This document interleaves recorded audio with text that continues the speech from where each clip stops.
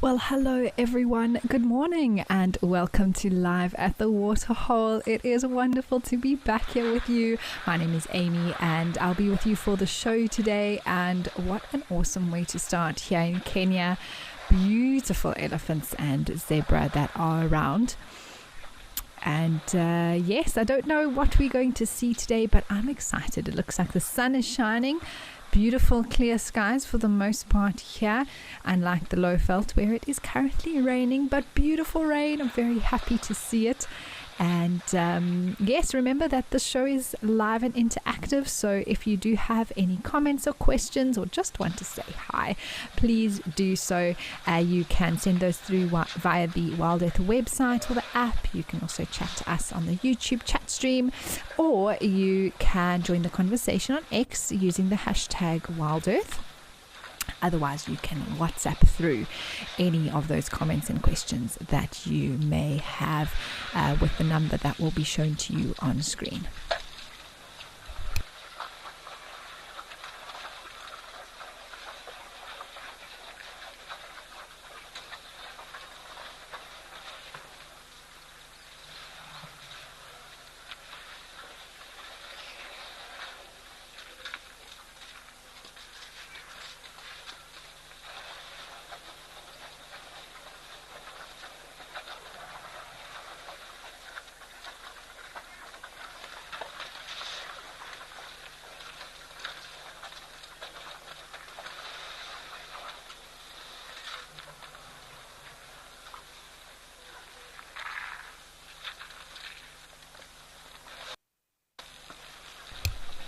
Oh, there's some giraffes as well that I think are coming to the waiting spot. Maybe we'll see them try and make an appearance to get some water as well. There's an elephant at the back there that is doing some dust bathing. You can see every now and again there's a cloud of dust that arrives above his head.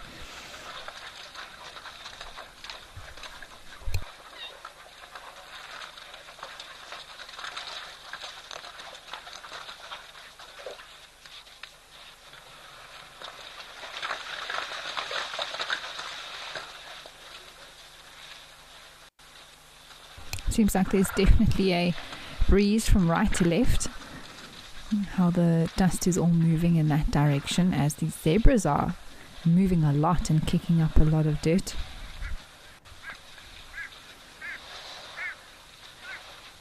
Penelope, hello. You say that you are coming to us from a very wet and cold KwaZulu-Natal northern coast.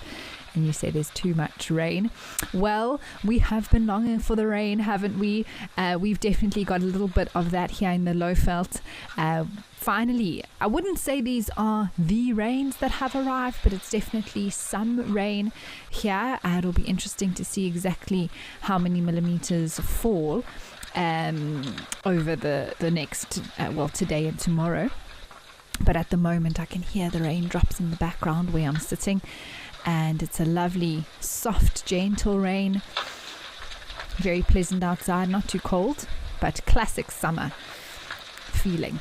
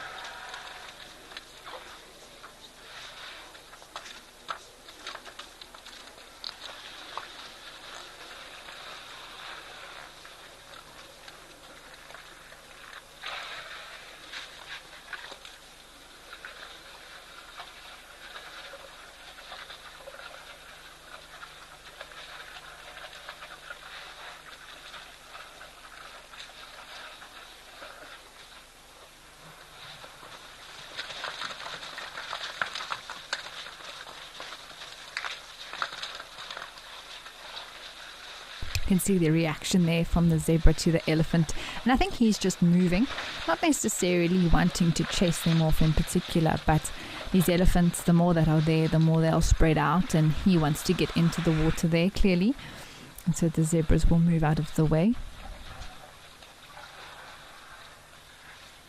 Lenny, thank you so much. It is great to be back.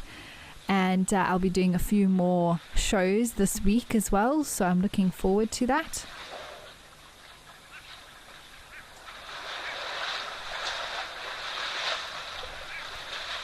So Gillian, there's officially 3 species of zebra: the plains, mountain and gravies.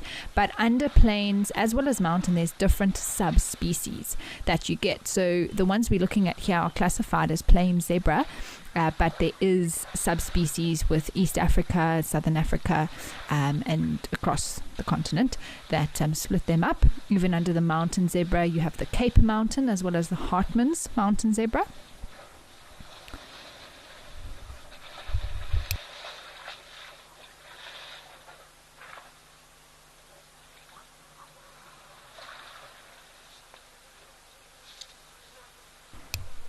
Dalen, it's a fantastic sighting to see zebra and elephants at the same waterhole. We're very spoiled here at Ordonio.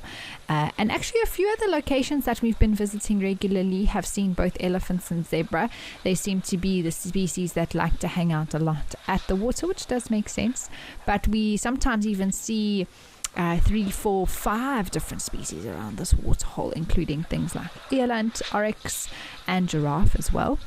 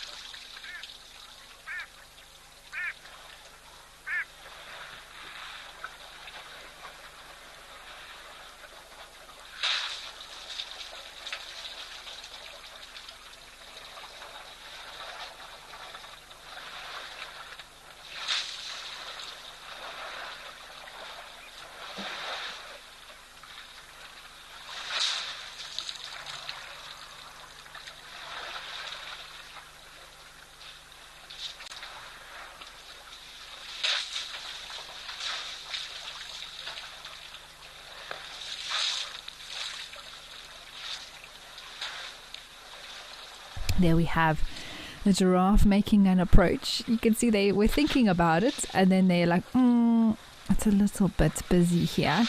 We'll do another loop around. So fascinating. I love just watching the dynamics at play. There's another elephant approaching from the right, more giraffe, more zebra. We'll see how it all works out when who gets to the water.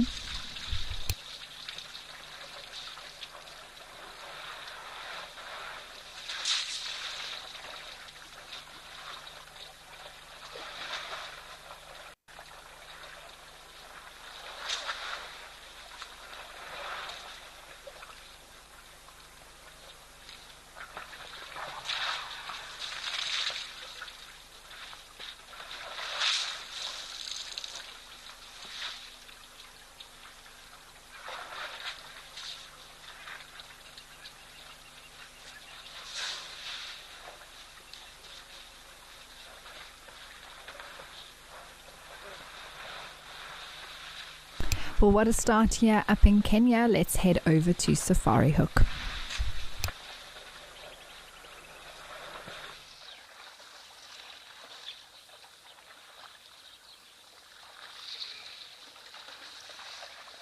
Wow, well, speaking of zebra, this is very cool to have them all arriving here. There's also some, looks like wildebeest and gemsbok. Oh, that gemsbok has a short horn. Looks like on the left there. Easily break off perhaps when fighting. Looks like it is, looks like a male gemsbok just from what I saw, the thickness of the horns there. They tend to have a lot shorter but thicker horns in comparison to the females, and a springbuck mixed in between.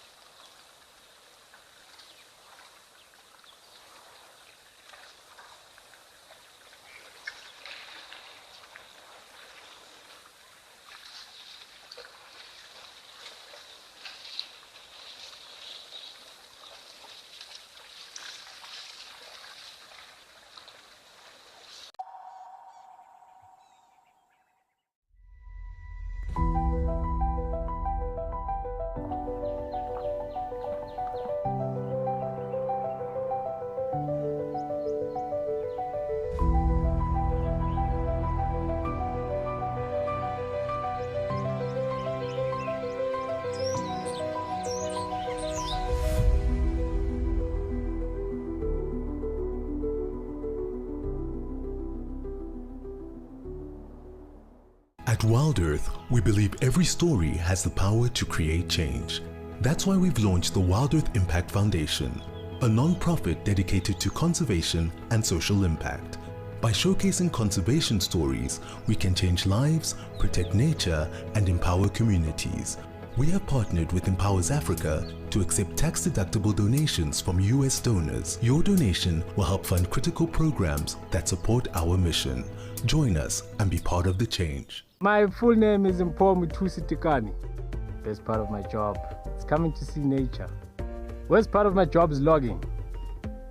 That's the worst thing ever, because you have to log amount of footage. You sit in front of that computer and yeah, you think of deleting the footage, but no, they need the footage. If I want a camel, probably a soccer player. I know some people don't believe me, but I'm very good, and I'm very fast.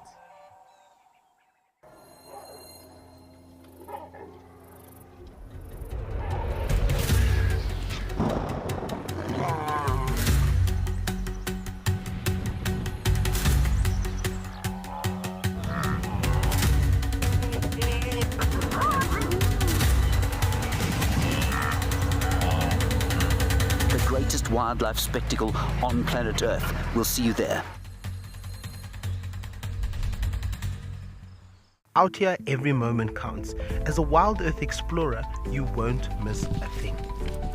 Watch the Wild Earth channel ad-free 24/7 and rewind if you want to catch something again.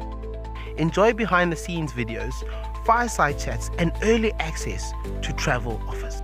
It's the best way to stay connected and be part of the Wild Earth family.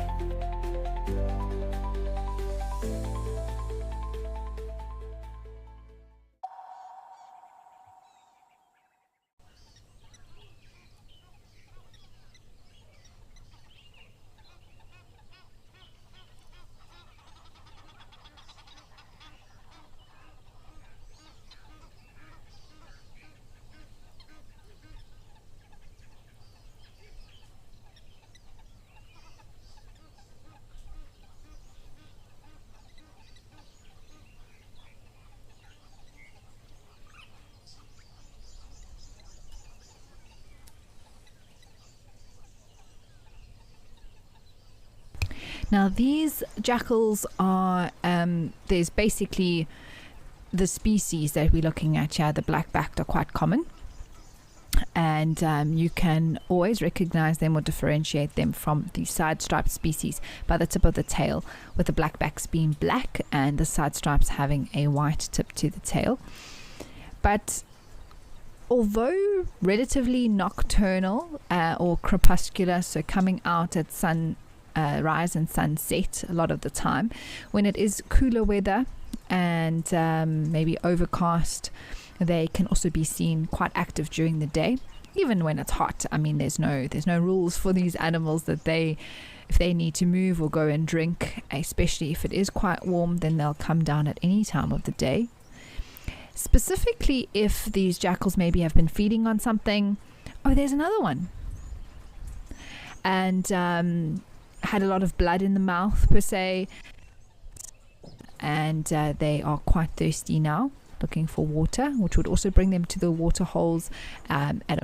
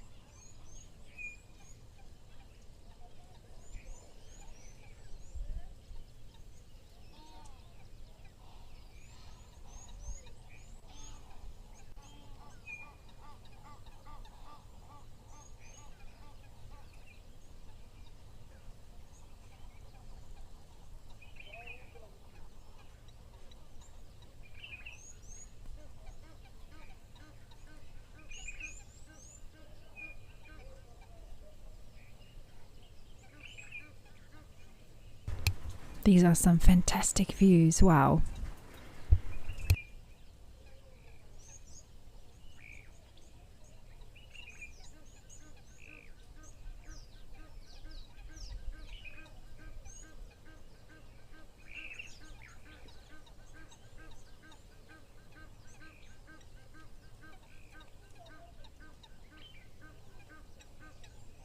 They also look in very good condition, fur-wise.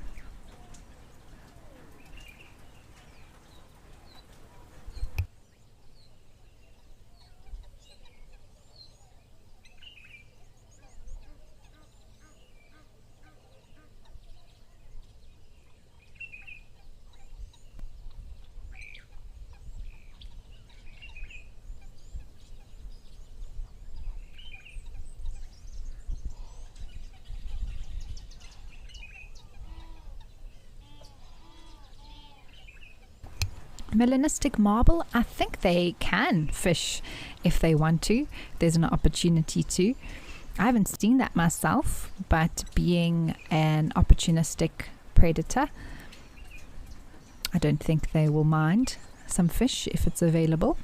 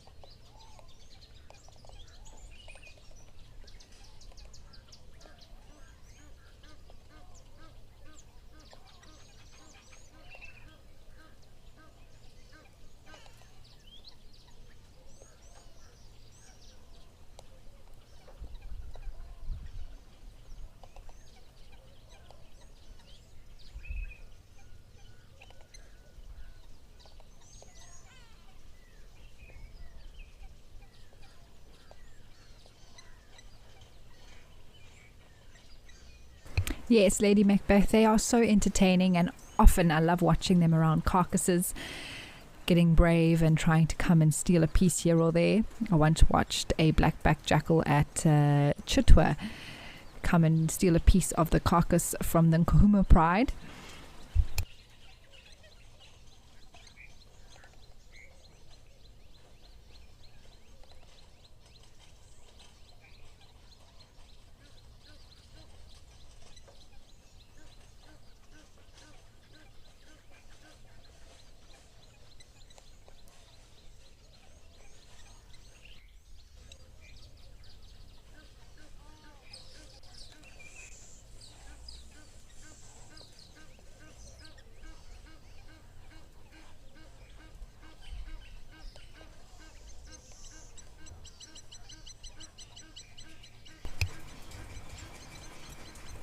So with these jackals, Gary, we're looking at a monogamous pairing of individuals. They can roam around solo as well, but they'll pair and breed together, and they'll have a den and rear their pups, which will then stay with them for a little bit and move off to find their own pairing once they mature.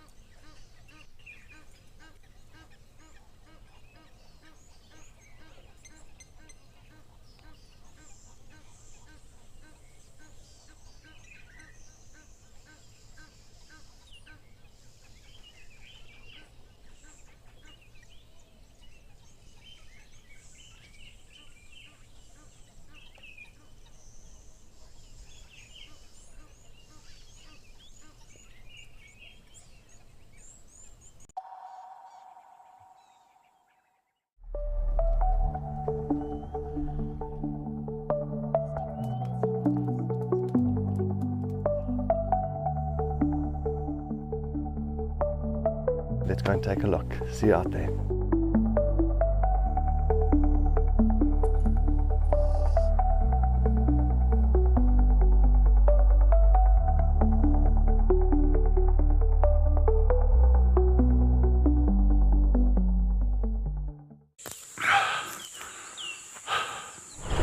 What does it take to handle the wild?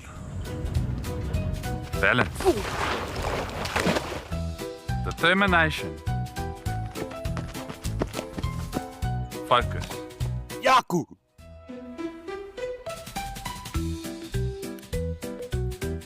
And gear that can take a beating so you don't have to.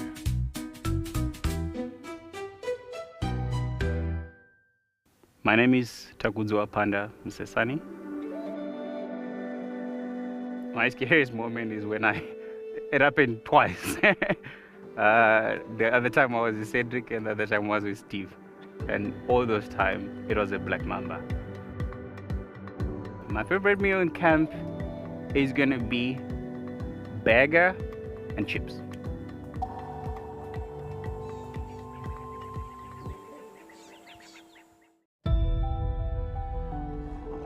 That is brilliant. Ria, you say the best kind of roadblock? Absolutely. Look at this. Hello, girls.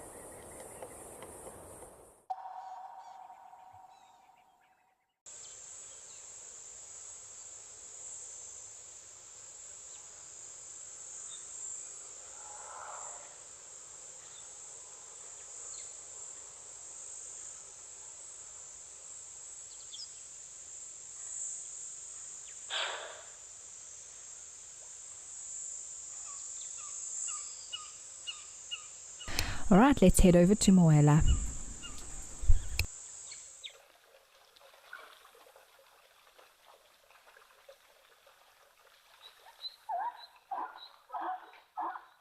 Wow, well, we were speaking about zebras at the water. What an amazing place this is.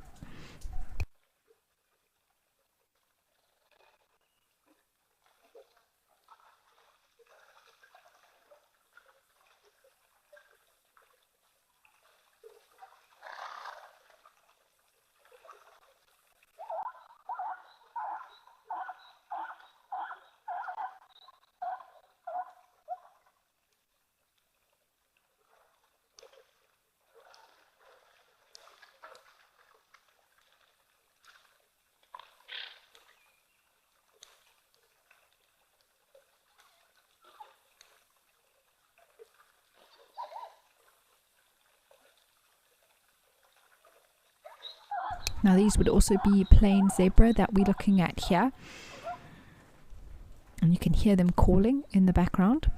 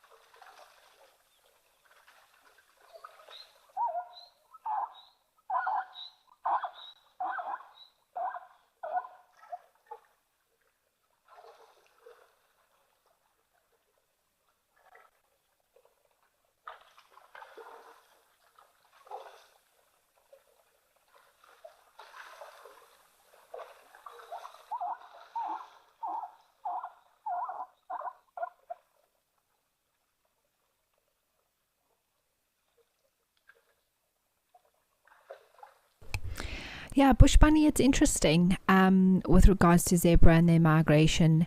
If you're referring to the Great Migration, zebras do participate in that, not the same numbers as wildebeest, but there's also the zebra migration that happens between Namibia and Botswana, and those are a tremendous amount of zebra that move to follow basically resources as they go along.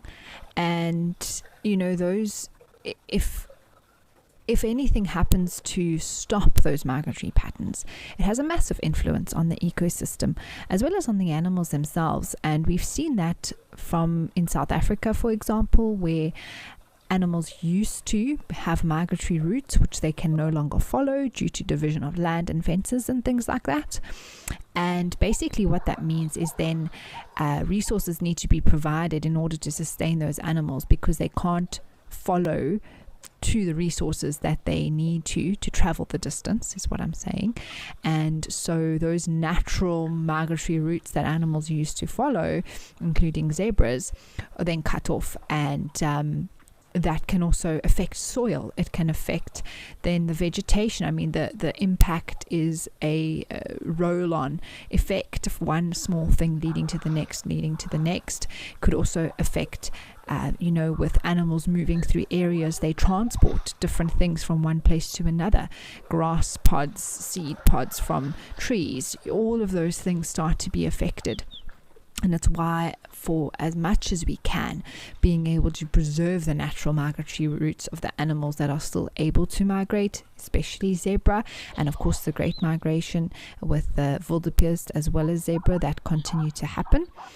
And also some of the smaller migrations that happen, maybe not on such a huge scale, but I've personally noticed within the Kruger National Park that there's a movement of zebra, especially to the central plains at the end of the dry season, where there's more sort of grass and stuff available. You find these massive groupings of zebra tending to happen, but that's just what I've noticed. And so it's important that we protect and conserve, and also where migratory routes have been cut off, to then help sustain those animals the best we can, which has been done through reserves.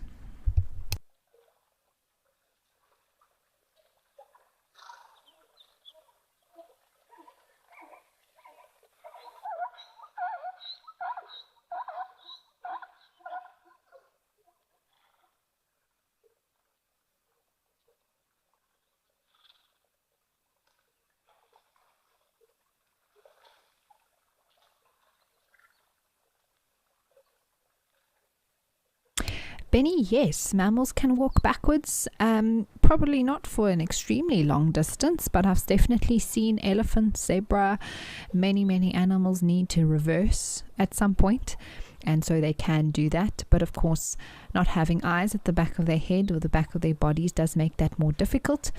They also don't have the rotation of the neck like birds do, some birds do at least, and so that does make things a little bit more difficult for them.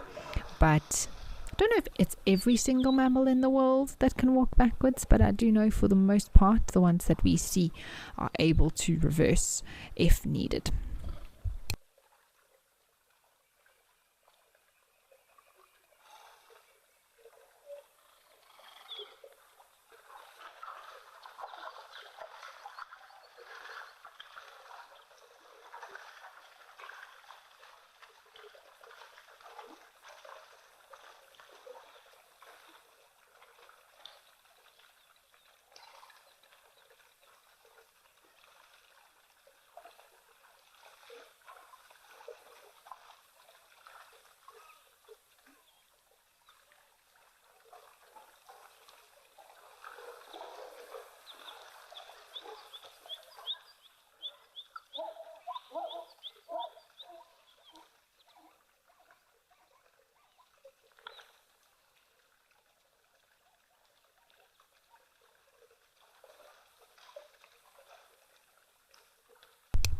Well, while these zebras enjoy their drink here, let's head back up to Oldonyo in Kenya.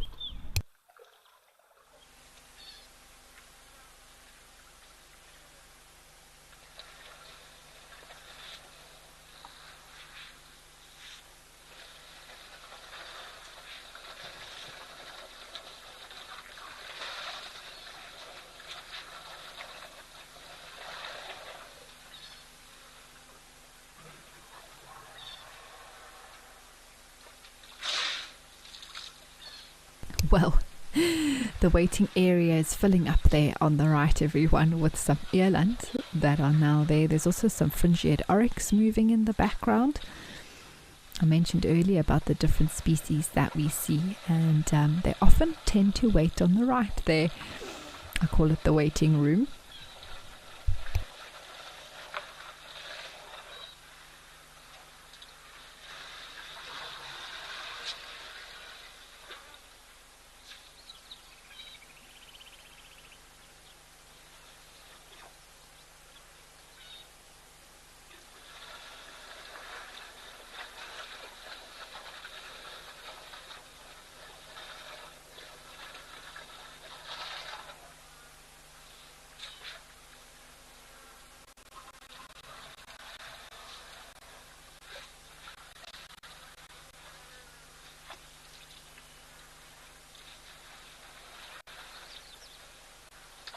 Trixie, yes, it is quite dry here in what we can see.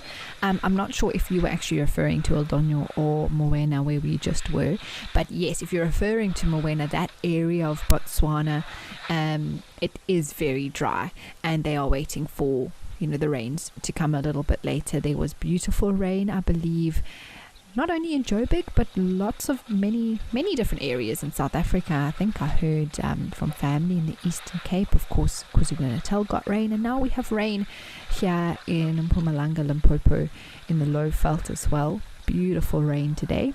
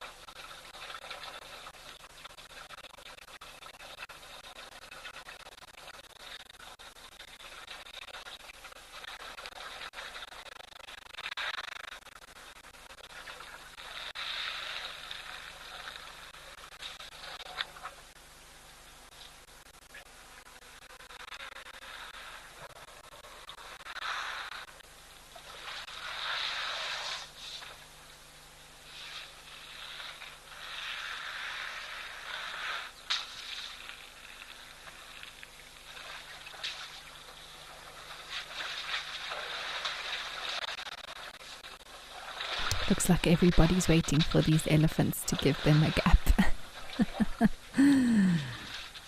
Eventually they will, or you'll see that there's some eland there that are getting quite brave, and sometimes they do.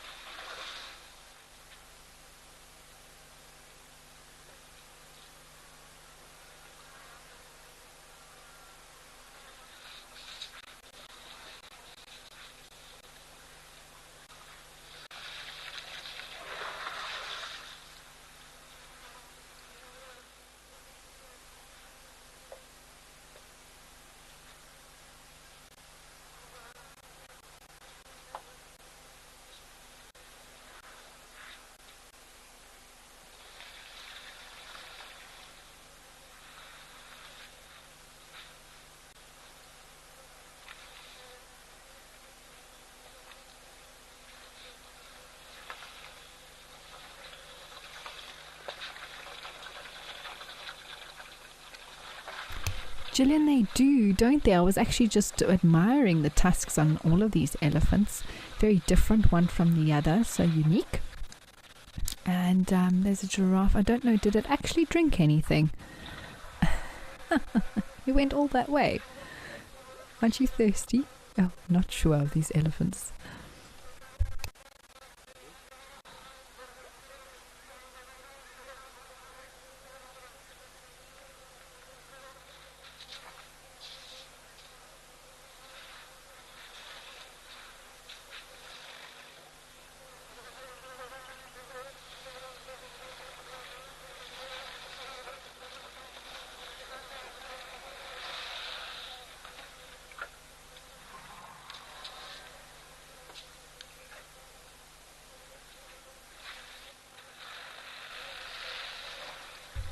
Wow, Wendy, it's so good to be back. Thank you. And yes, sounds like you also had some great rain there in the Eastern Cape. Robin, welcome. It's great that you're back with the Waterhole community, and it's a pleasure. Enjoy chatting. It's always nice to share these moments with you all.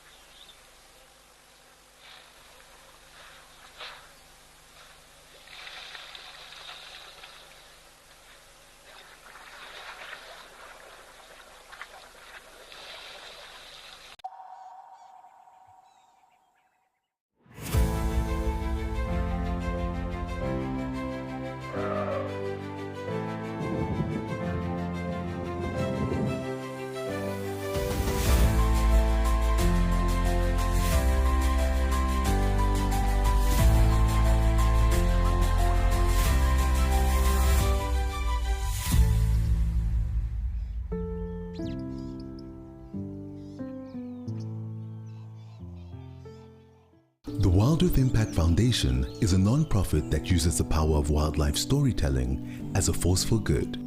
We create sustainable development projects that showcase conservation stories, empower people, and inspire environmental action. As a registered South African PBO, you can make a tax-deductible donation to the Wild Earth Impact Foundation. To find out more, visit our website.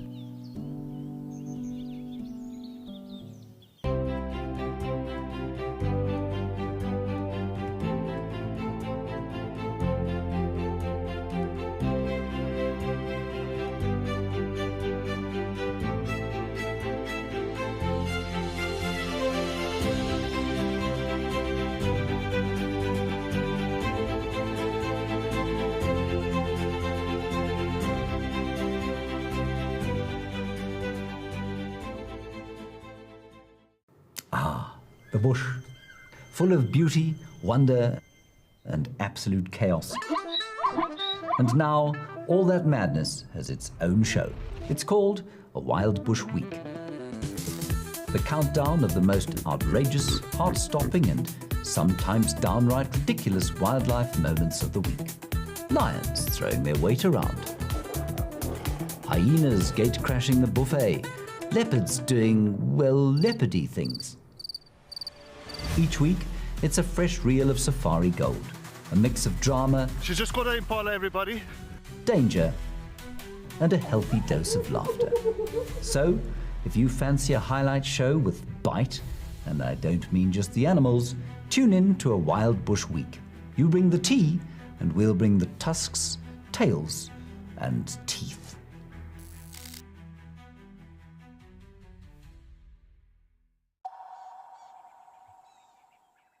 Back over to Tao.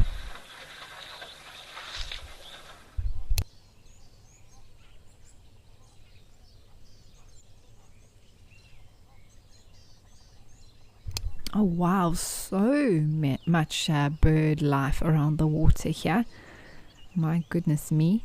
Lots of Egyptian geese there, some impalas walking across the background. Seems to be some red-knobbed coots. One standing up doing some preening. at the moment. White-faced whistling ducks, some common moorhens, black-winged stilt in the background moving there, the black and white bird.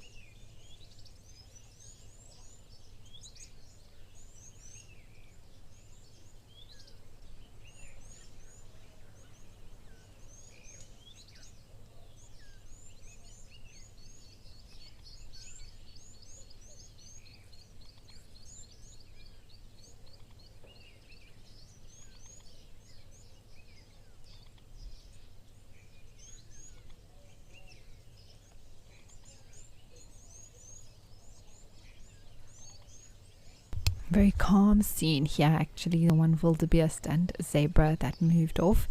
Who knows, maybe we'll see some elephants come down. It seems to be sunny here. I'll have to check the exact temperature, but if it is nice and warm, likely to see some ellies come down in the next hour and a bit.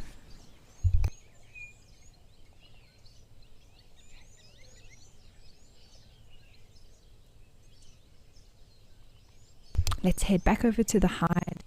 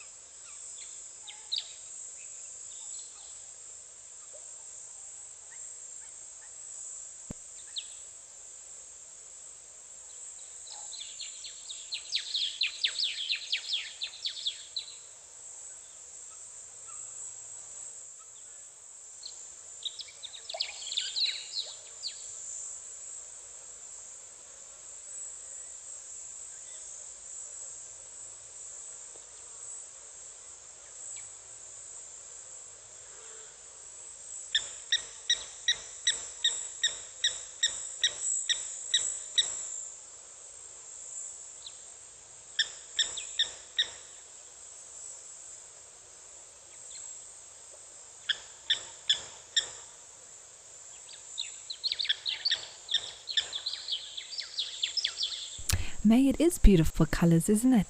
This grass, this sort of straw yellow. Impalas around, very impressive horns on that one.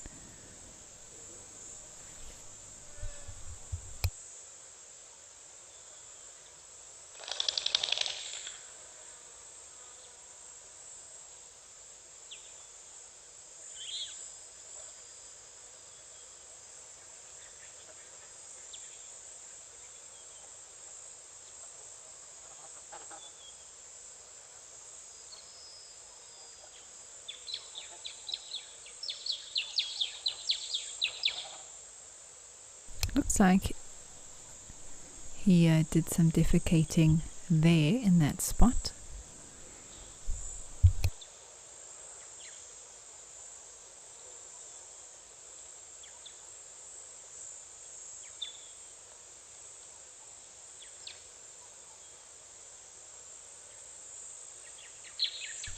You may find that there's actually a bit of a midden there where these impalas will go and drop their dung over and over again.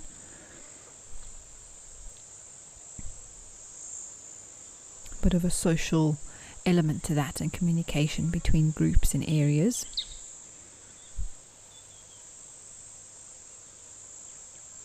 Duncan, you'd like to know where Egyptian geese lay their eggs. So there's a few different options that they use for this.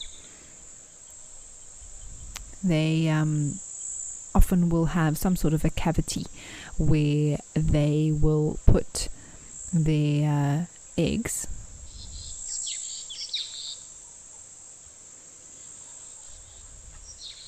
But it's generally on the ground. and it can be in holes. It can also even be on buildings in cities and things like that, where they occur with areas that might have golf courses or estates, where we often find Egyptian geese these days. But they can also use old nests of other animals like a hammerkop or even pied crows.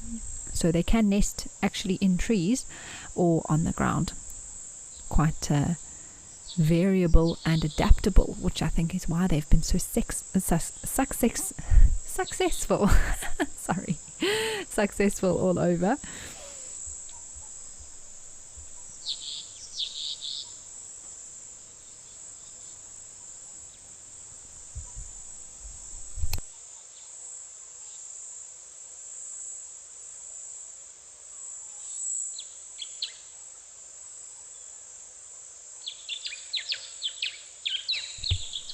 So, Spas, when it comes to identifying impala dung, I mean, it is, when you know it, you'll know it everywhere. It's the size of the pellets in comparison to things like steenbok and duiker. It's a lot bigger, but it's also a lot smaller than nyala and kudu and waterbuck. So it really does fit that sort of niche, that in-between niche in an area like the Lowveld.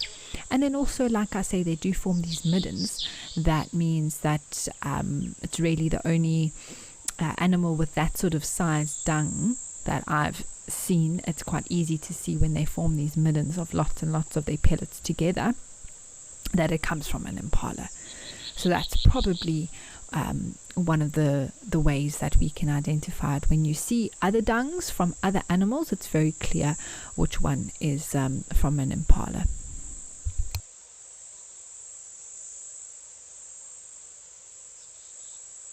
Oh, there's actually a waterbuck there, a bull just in the background resting.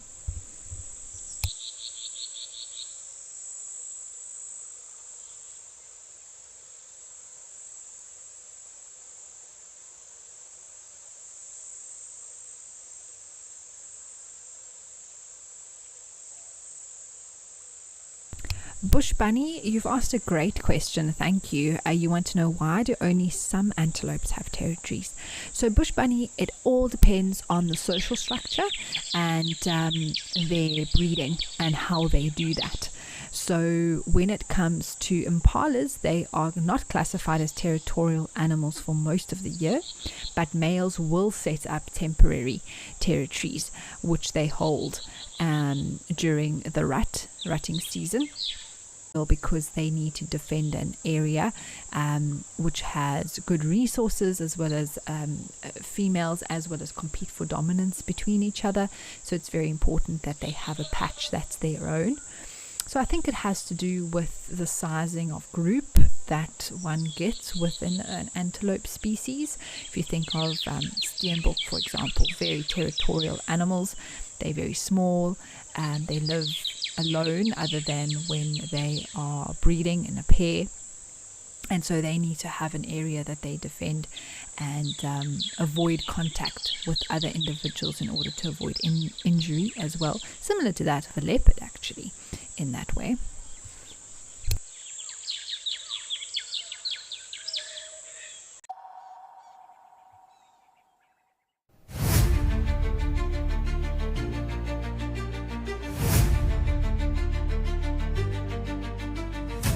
See you out on the safari.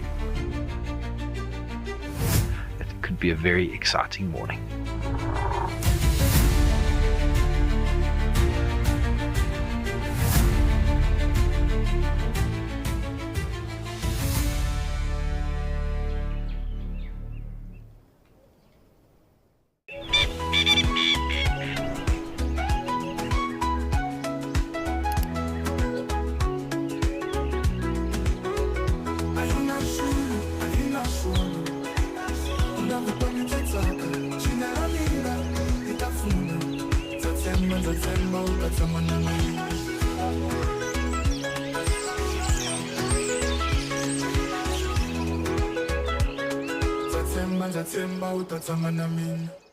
My name is Takudzwa Panda Msesani. I really want to film an artwork, and it has been my goal I'll be just keeping my eyes open. The worst driver is Jem. He's driving, yeah. You gotta be holding on back in there, yeah? Like in bumps, and I mean, it happens when these things happens when you're actually going for animals usually. But then, yeah, he's driving, yeah. You gotta put your seatbelt.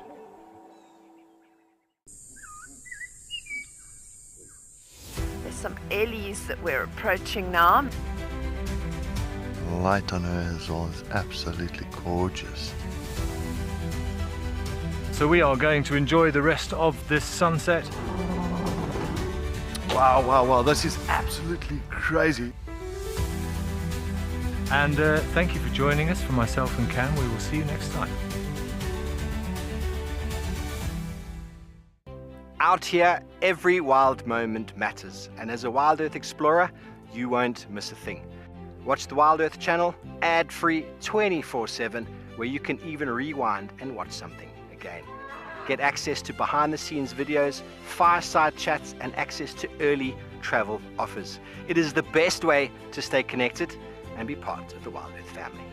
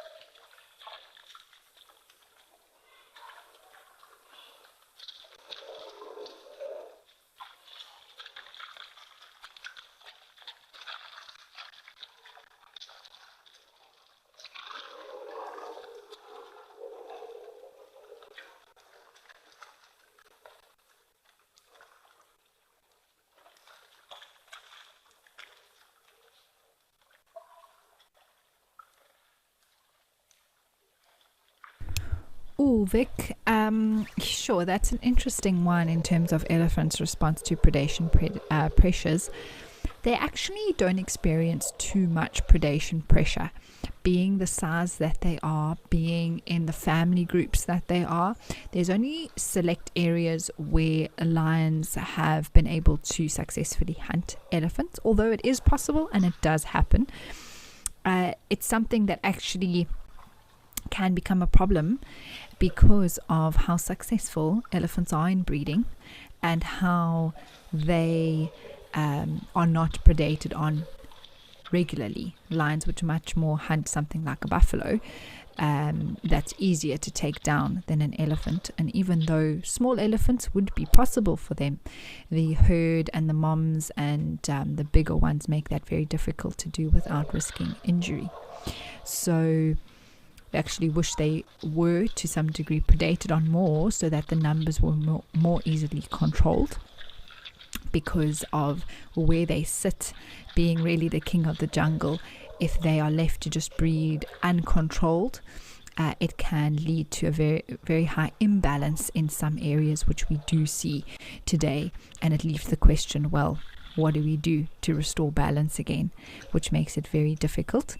But it is a question that's been asked today in conservation, and a very, very important one, because we are going to lose much of our biodiversity in many reserves if elephant numbers aren't kept at a point where they don't impact other species.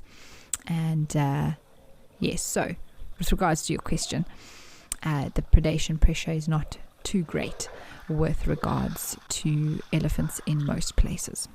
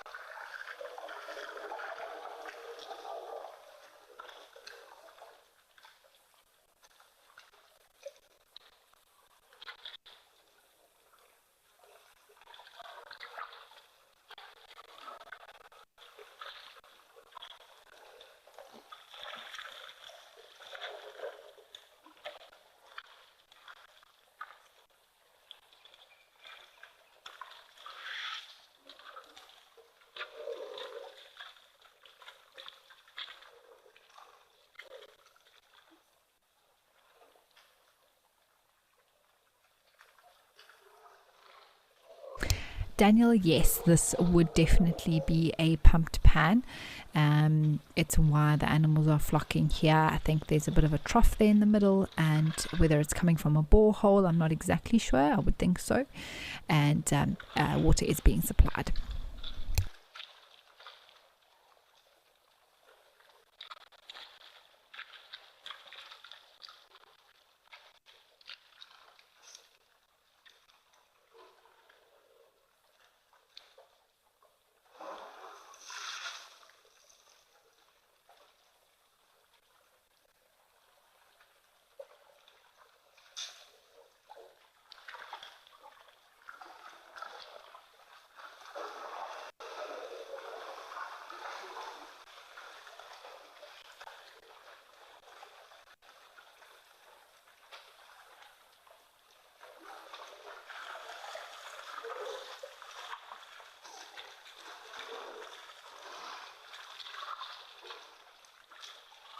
Alright, let's head back over to the hide.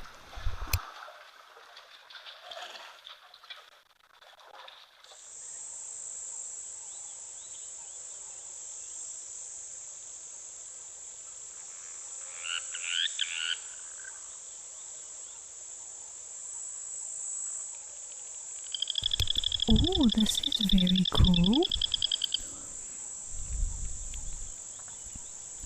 Wow. Beautiful. I want to see a bit more detail before I confirm what this is. At first glance you would think it's maybe a heron, but it does have a little bit of beiginess, brownness on the chest and the head, which could mean it's a cattle egret.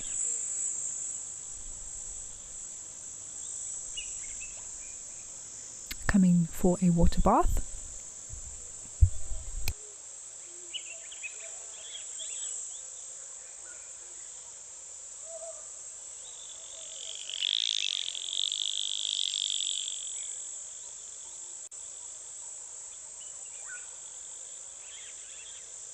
I definitely do think that it is the cattle egret here that's come for a little bit of a cool down or a clean off.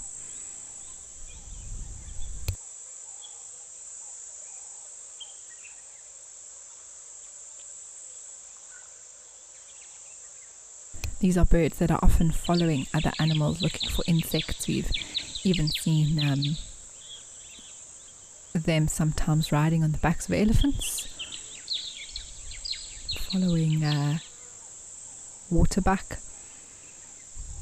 looking for some food to eat as they go, but very distinctive from something like different from one of the other egret species because of that little bit of coloration on the head and the back and the chest.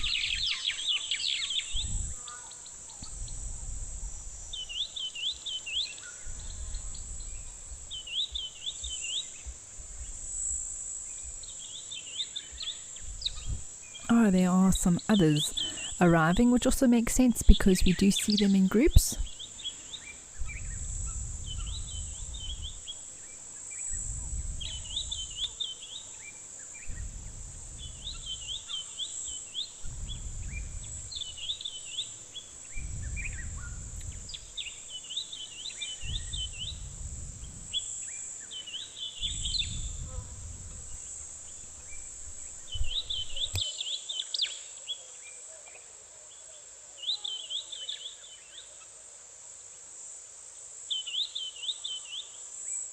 Marissa, yes, western cattle egret, that's exactly what we're looking at. So quite thick orange legs like that, very distinctive of the species in a group, whereas with little and great egrets you would find them most of the time on their own. Oh, Fiona, that's a very interesting question. You ask if oxpeckers are classified as birds of prey because they kill ticks. No, they are not. So there's a few features that we use to classify a bird of prey, and it wouldn't be something that necessarily hunts insects, because a lot of things do that, like lilac-breasted rollers and starlings and drongos and bee eaters.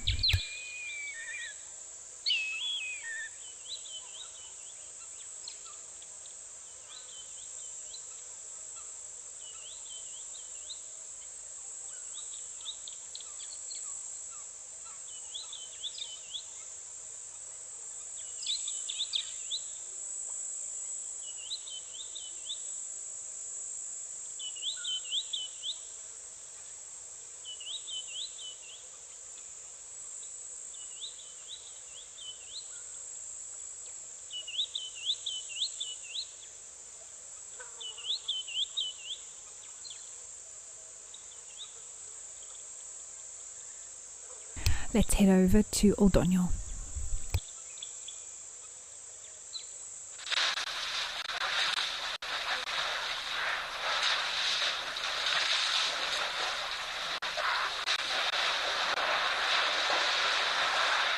Oh my goodness, wowee. I don't know if I've ever seen so many ellies here before. All boys, it looks like. Definitely quite a big one there on the right, my word. Other animals not getting a gap here at the moment, that's for sure.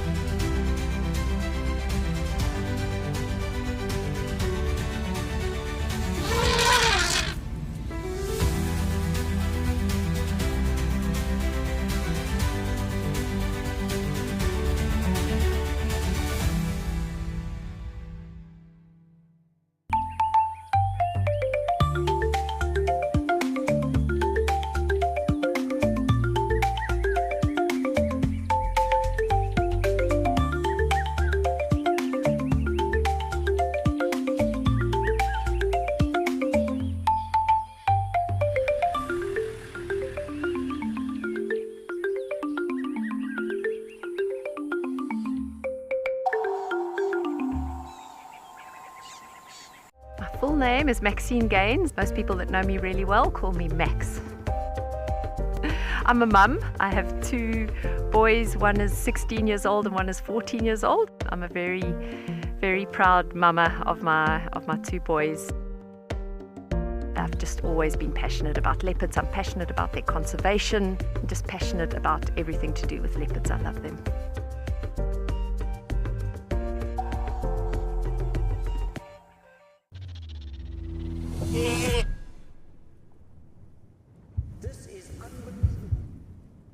Oh, she's gonna catch it. Come on, Tommy. Watch this, we're about to see a kill.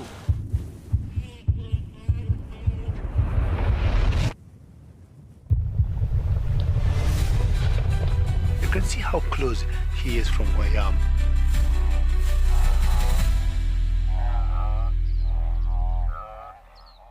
Safari, wine, and waterfalls.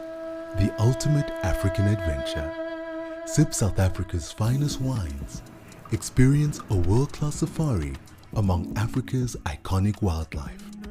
And stand in front of Victoria Falls, one of the natural wonders of the world. All this can be yours with Wild Earth Travel, where Africa comes alive.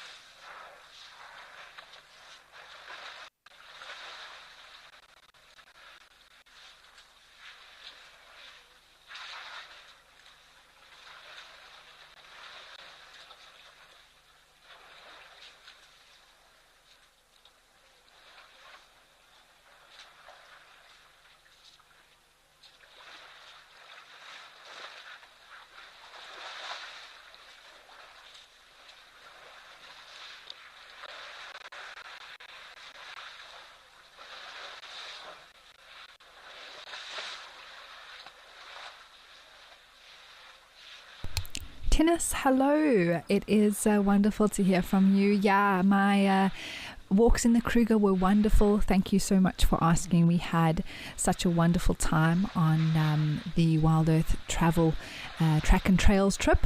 And I got back yesterday and we just enjoyed being on foot in the bush. We had some amazing sightings. Of course, having Renius Mpongo with us, master tracker extraordinaire, legend of the industry. Just learned so much from him, and also just getting to know the man himself, hearing his stories every evening around the fire. That's what it's all about, and it was a real privilege to be there. I hope to do more of them in the future. It was really great to get to know the guests as well. We had a marvelous time, and shout out to all of them if anyone is watching today's show. But it has been a real treat to have the opportunity to do something as incredible as that. And I know being on foot in the bush can be somewhat daunting if you're unfamiliar with all of how it works, but it is so completely safe and just an incredible feeling to be so close and one with nature in so many ways. So it was wonderful. Thank you, Tinnis.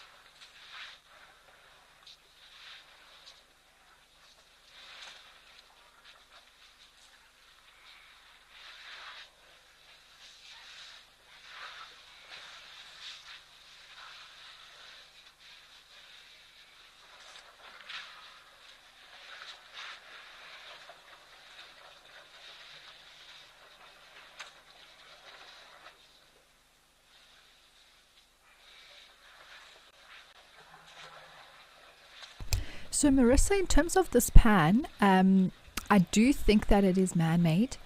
However, there may have been a natural small pan here previously, maybe starting from a wildebeest midden or area it'd like to roll around in. Maybe then elephants dug around for some mud, and slowly but surely water started to gather in this particular spot. But I don't think it forms part of any sort of a natural drainage. It actually seems a little bit higher up than the water, than the area behind it.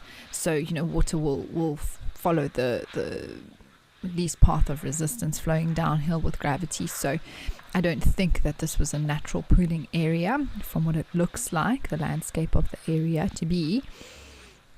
But I do think then it was I'm not sure if it's cemented in or if there's rocks that have been placed there so that it doesn't wear away further into the ground. It does seem like there's some sort of maybe a lining at the bottom, and now has been sustained by man, yes.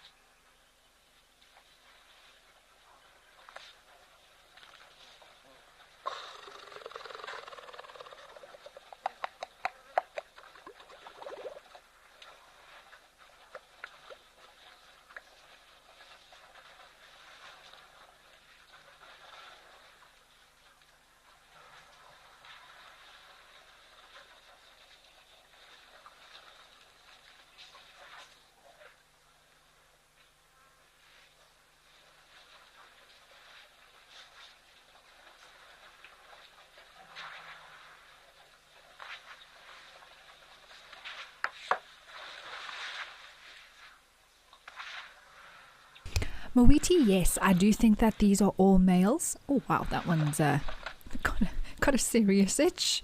My goodness. That's quite the move, sir. And the reason I say that, Moiti, is because we often only see bull elephants here at Oldonyo, but also I don't see any little ones.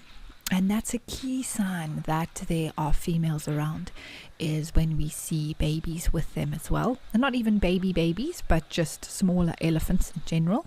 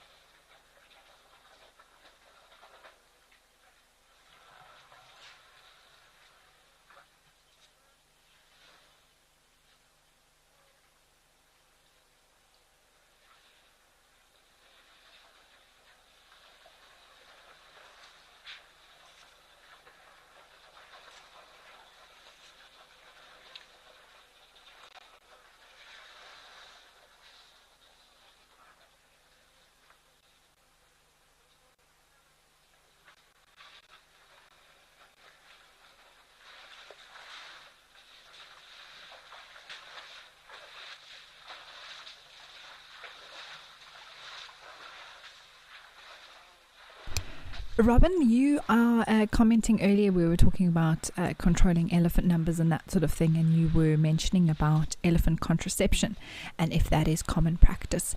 So where it can be done, Robin, it is a method that has been proven to work, especially and specifically for smaller closed system reserves where the number of elephants can be monitored daily, and also easier to be able to dart the females with that. For example, Pinda is a reserve that I worked at, and I know that they use contraception on their females, and it has worked successfully for them to be able to do that. But when we get into larger parks, like, for example, the Kruger National or the Greater Kruger, where you've got thousands and thousands and thousands of elephants, that becomes near impossible to be able to administer contraception effectively to the number of elephants that need to be contracepted in order to slow down or reduce the population. So, and it's also because elephants have such a long lifespan, so it's not like you can rely on the natural sort of dying out of species from old age over a few years time. You're looking at 60 plus years for them to eventually die off. So it's contraception can be used, and it can be used successfully, but it is also very expensive. You're paying a whole lot of fees as well, vet fees. This takes a lot of work to be able to put that into practice. You have to, of course, buy the contraception itself. That has to be stored and maintained, and there's just a lot of work surrounding that, which makes it not a viable option for some reserves compared to others, because when you've got a small number, easy to administer, the cost can be covered, but when you're looking at thousands of individuals that need to be done, that becomes just impossible, close to impossible, to be able to do it effectively. And that doesn't last forever. It has to be redone after a certain amount of time as well.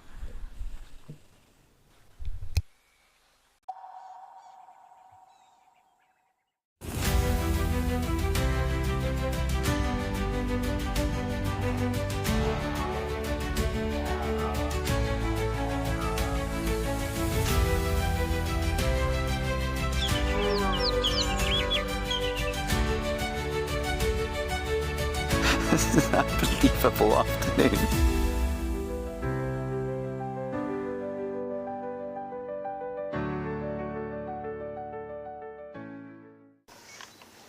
Even a hyena coming into the action as well now. Oh my word! She's stalking the hyena now. Leopard, hyena, lion, all together in one shot. Oh. Whoa. This is action-packed.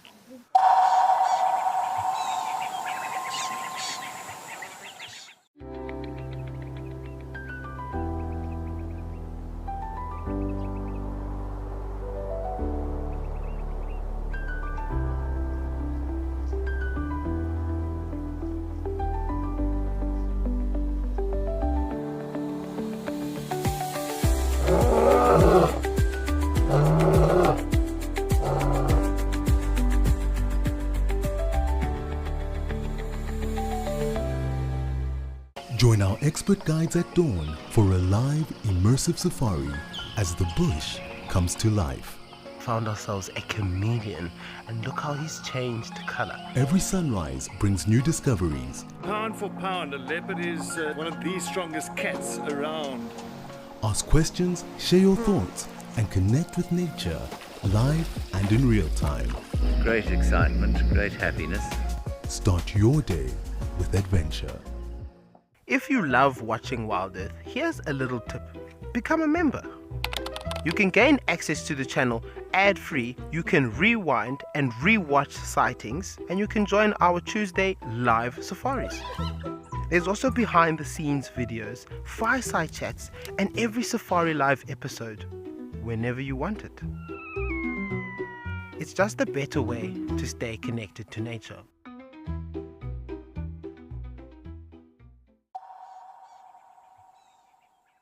These elephants and head over to Safari Hook.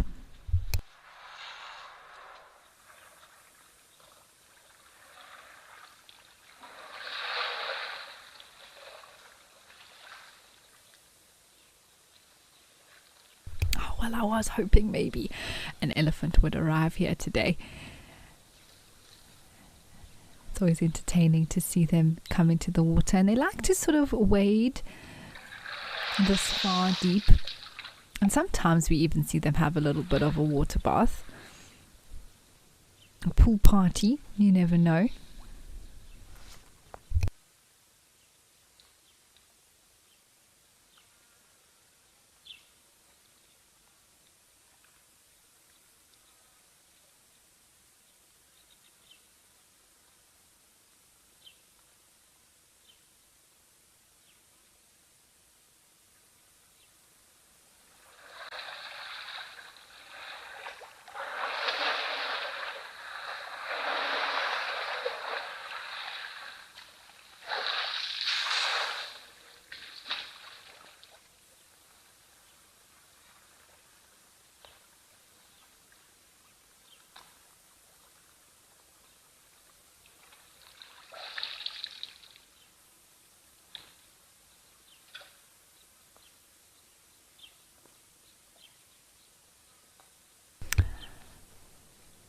Well, while this big boy cools off here at Safari Hook, let's head over to Founders.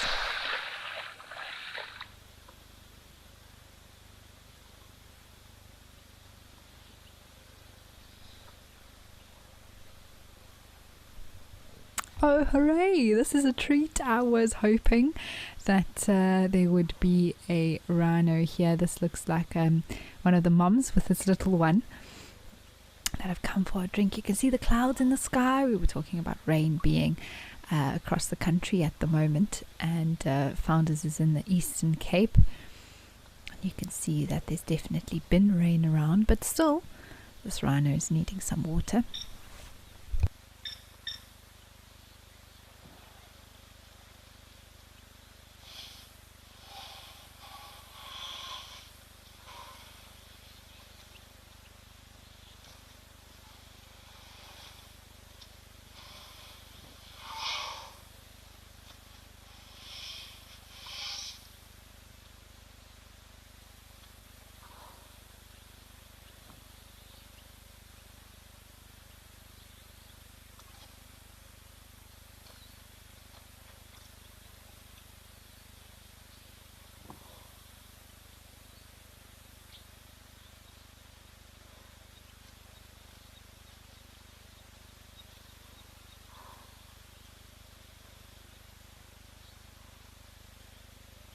definitely feel like this little one has gotten so big.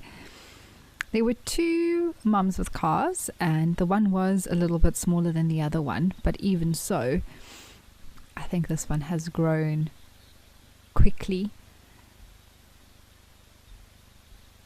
Quite muddy around there as well, the soil.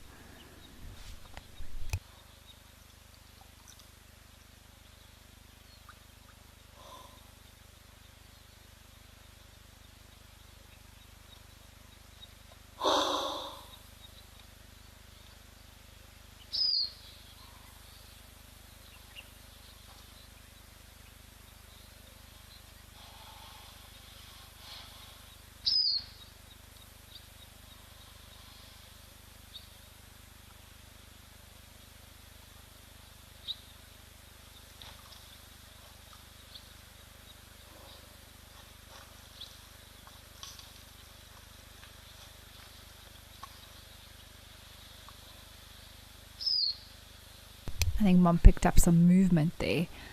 Maybe not from eyesight, but hearing and smell.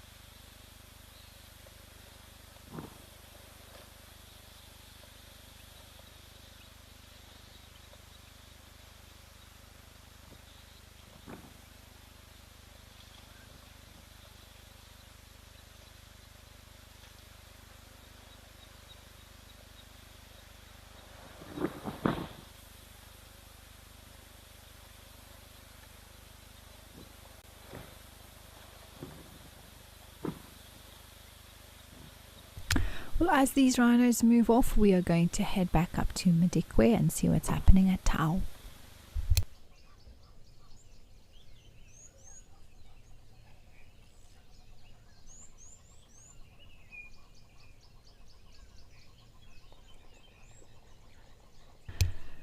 Well, I did say that maybe the elephants would arrive a little bit later today, and so far we can just see the one here that's I think did a little bit of water splashing, and now, and is that sand or water? I'm not sure from this distance. Could be either.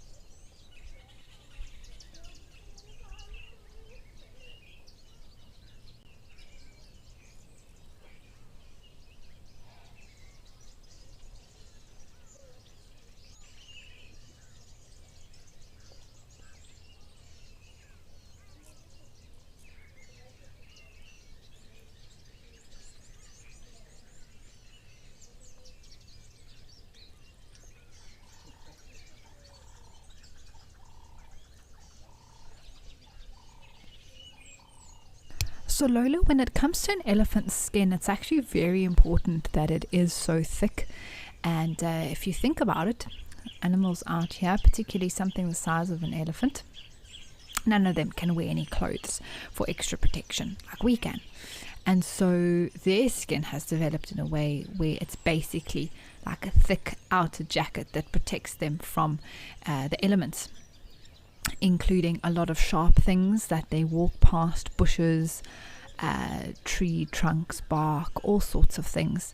That means that they don't get injuries often from that from the environment basically. Also protects them from predation, from something trying to bite through, even things like snake bites, for example. Of course, it's not the same thickness everywhere. There are parts of their bodies that have thinner skin. But for the most part, the sides, the back, when they're walking, that's really what needs to be nice and thick, especially, like I said, being the size that they are.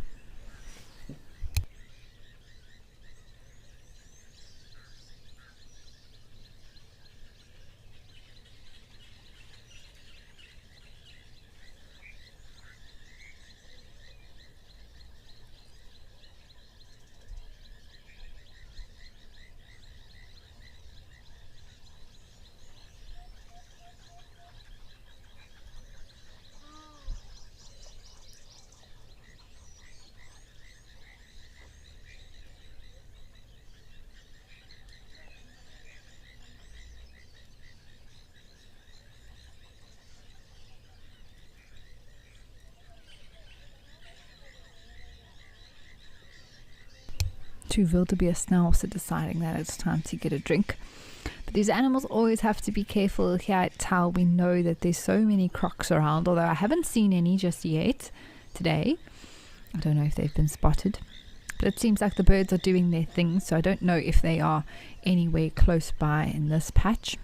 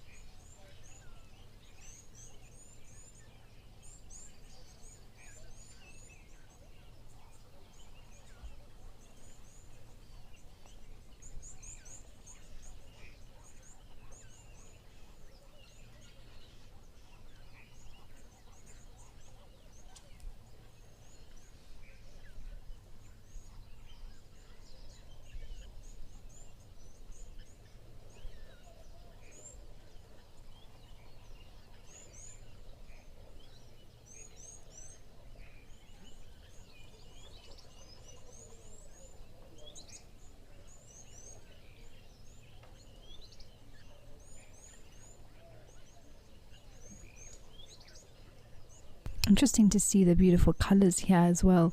Quite a lot of green and then into the yellow, and then again the brownish mountains with the beautiful sky. It's got a few cumulus clouds hanging around. All right, well, while we wait to see if anything else pops out here at Tau, let's head over to Safari Hook.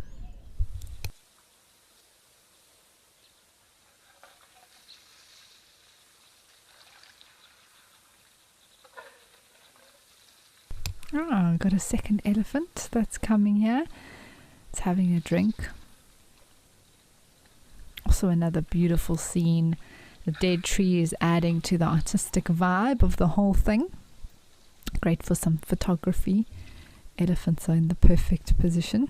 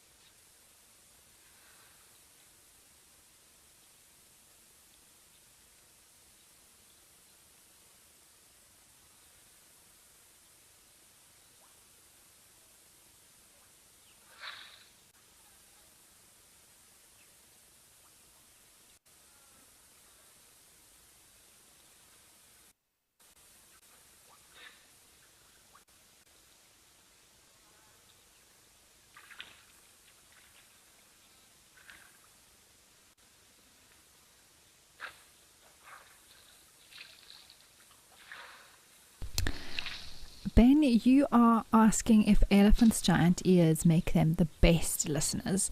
So I don't know if they have the best hearing of all the animals out there, but I do know that their hearing is very, very good. The size of that sort of outer ear that they have, more than affecting their listening, it's actually to do more with thermoregulation and allowing that sort of very large surface area to then have access to a lot of wind or moving air that flows over the blood in the ears and then cools down before heading to the brain and subsequently the rest of the body as well. So that's just that sort of outer ear is part of that. But they do still have very large ears. Even their ear holes are quite big as well. And there's definitely an element of sound being captured and diverted into the ear. But if I think of something maybe like a scrub hare, they also have very large ears relative to their body size, and also very much channeling that, full of hairs, very, very thin as well, and that can channel the sound very well into their ears. So I think I'll have to just check exactly which animal would be classified as having the best hearing, but it does mean that elephants are very good at hearing as well.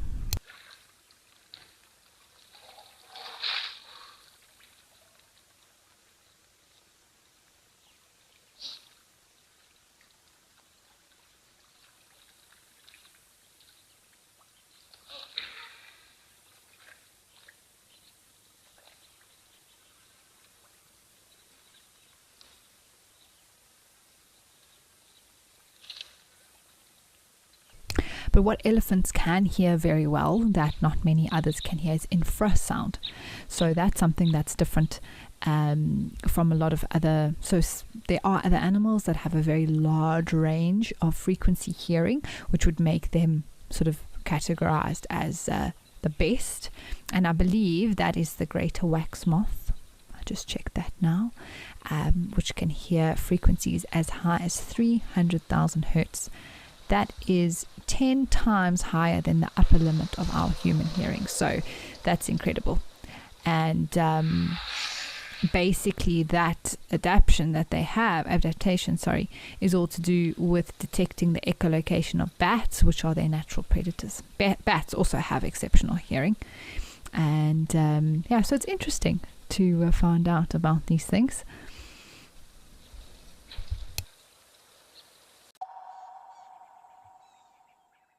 For years, we've shared virtual wildlife. Now, let's experience it for real.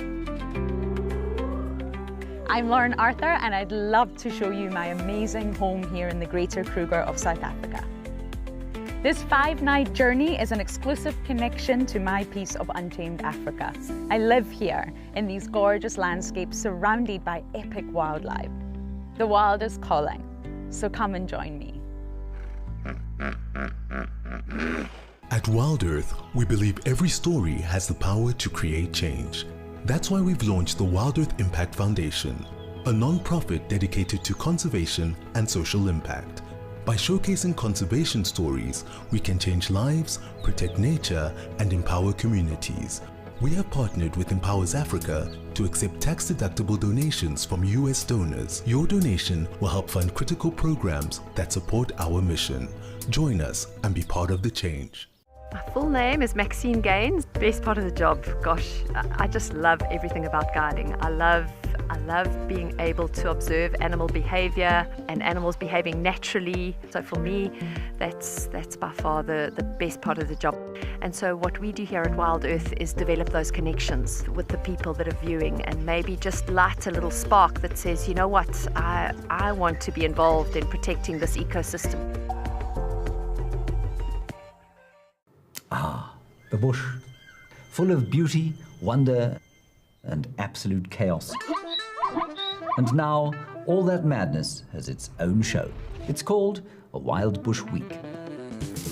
The countdown of the most outrageous, heart-stopping, and sometimes downright ridiculous wildlife moments of the week. Lions throwing their weight around. Hyenas gate-crashing the buffet. Leopards doing, well, leopardy things. Each week, It's a fresh reel of safari gold, a mix of drama, She's just got her impala, everybody. danger, and a healthy dose of laughter. So, if you fancy a highlight show with bite, and I don't mean just the animals, tune in to a Wild Bush Week. You bring the tea, and we'll bring the tusks, tails, and teeth.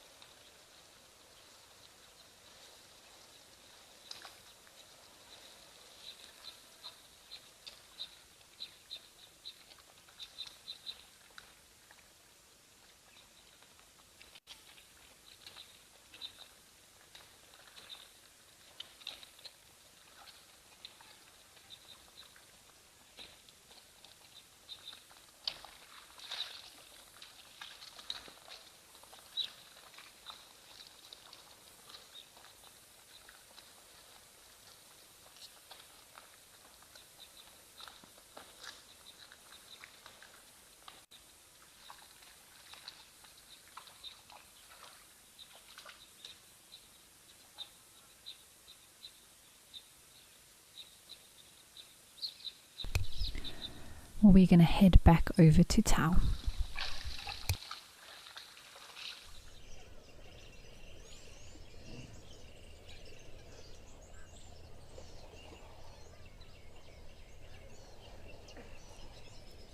Oh wow, look at this boy.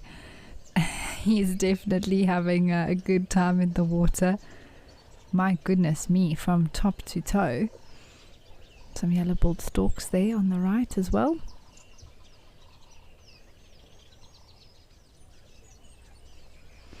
Eagle lover, I have heard about the wildfire. I have indeed. And yeah, it's an interesting one, and I need to actually see what the latest update on it is. Oh, that was a crocodile. I'll get back to that now, eagle lover. I can see two crocs on the right. Wow, that elephant was not having it. Chased that one away. Could just see the movement in the pool on the right, and then there's also a crocodile that's laying still in a pool closest to us on the right hand side. But carries on, getting its grass, doing its thing, not too bothered. You can see how small, in comparison, size-wise, that croc was to the elephant.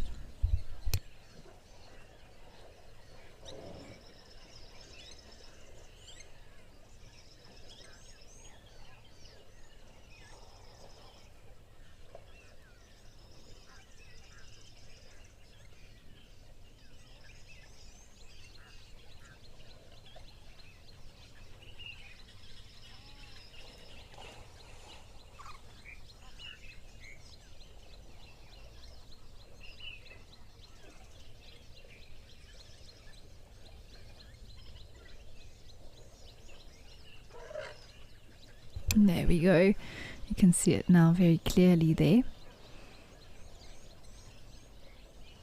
Beautiful colors on the water. My word, it almost looks like it's sunset or sunrise.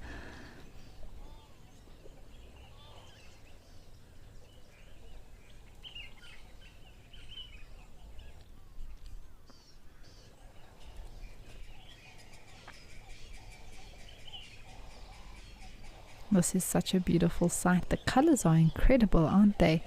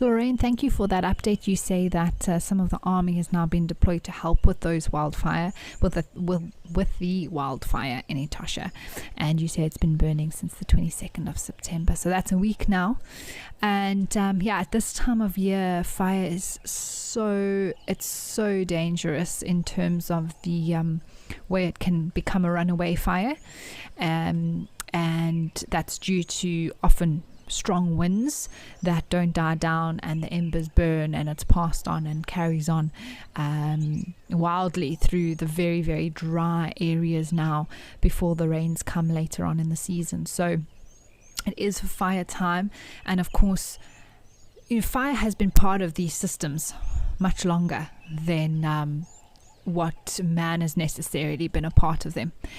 But the difference now being that there's obviously risk not only for human life who now live in these areas, but also the endangered animals that live there, due to the fact that there's only so many areas where things like black rhino, for example, can live successfully. And Namibia is one of the places that has the most amazing black rhino population, and so they need to be protected, and so man needs to intervene and help control these situations best they can in order to preserve life and biodiversity. But fire in itself is not a bad thing. It's actually an important part of these ecosystems, and without it, many species may not survive, including plant species and things like that. It's sort of a reset that is often needed in nature.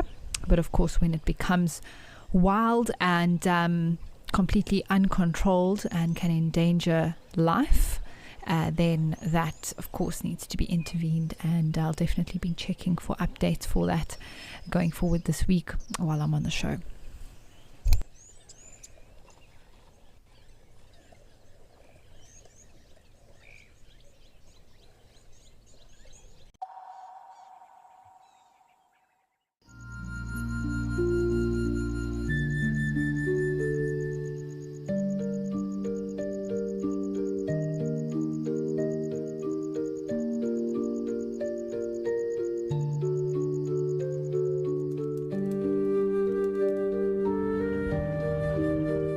This unfolds in front of you.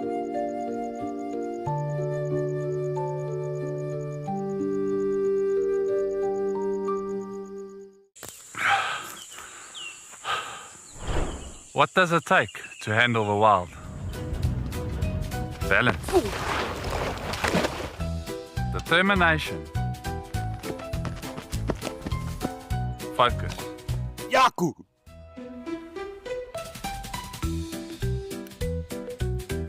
And gear that can take a beating so you don't have to.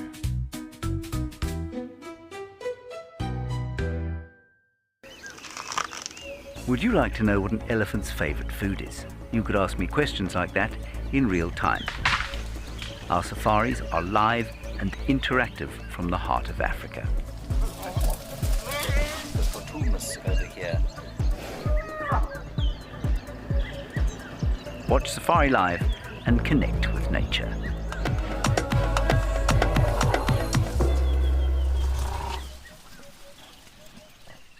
And that's it for this morning's drive. She's just got an impala, everybody.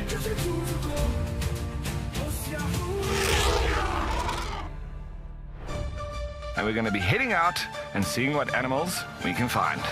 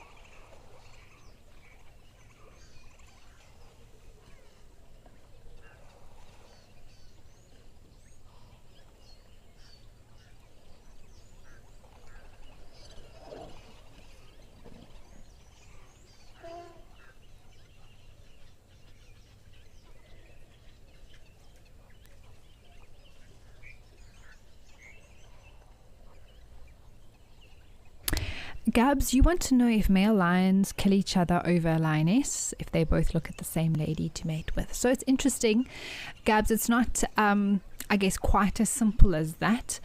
Often the same lady is looked at. If there is two males around, it will be two males within a coalition. And within that coalition, there'll be a dominant male, or a hierarchy within the individual's coalitions can be anywhere from 2 to 5, even 6, I believe up to 7 individuals, it's been recorded. So there will be scuffles and possibly arguments between them. The dominant probably mating first, the less dominant, if she's still in estrus or a second lioness is in estrus, then mating with as well. So it just depends. But they wouldn't kill each other because they need each other over it. On the other hand, if there's an unknown male or a different male that's trying to take over the territory and therefore mate with the females, lions they will kill each other. There's been some horrific male fights, and it's something that it's just not nice to see or view. They are ruthless when it comes to those sort of encounters, especially if one isn't backing down or if a coalition gangs up on another member. It can be fatal for them. There are a few more ellies arriving there now, a little herd that's coming for some water. Wow, time has run away from us, everyone. It is now the end of the show, but thank you for joining me today. I won't be back with you tomorrow, but I will be back from Wednesday. So we'll start off October with the Live at the Waterhole show. All right, everyone. Thank you so much for your comments and questions. And I will see you again on Wednesday. But tune in for the show tomorrow as well. All right. Goodbye for now.